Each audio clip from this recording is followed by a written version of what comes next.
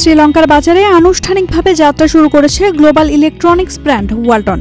এর মধ্য দিয়ে বিশ্বের অন্যতম সেরা গ্লোবাল ইলেকট্রনিক্স ব্র্যান্ড হয়ে ওঠার লক্ষ্য পূরণে আরও এক ধাপ এগিয়ে গেল ওয়ালটন।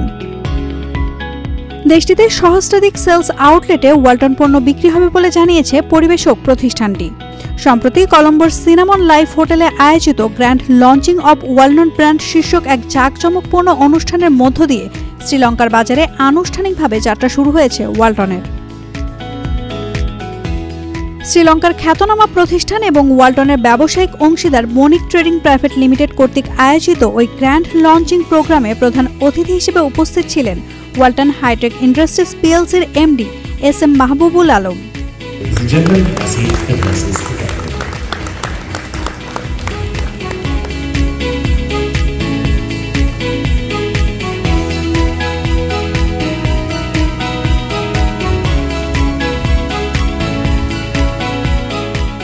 অনুষ্ঠানে বিশেষ অতিথি ছিলেন মনিক ট্রেডিং এর এমডি ডক্টর ওয়াসালা মাদুয়া আন্তা আরিয়াপালা, শ্রীলঙ্কায় নিযুক্ত বাংলাদেশ দূতাবাসের deputy head of mission Mohammad Jannatul Habib, শ্রীলঙ্কার জাতীয় ক্রিকেট দলের সাবেক অধিনায়ক থিসারা পেরেরা এবং ওয়ালটন মাইক্রোটেক কর্পোরেশনের সিইও নিশাত তাসনিম সূচি।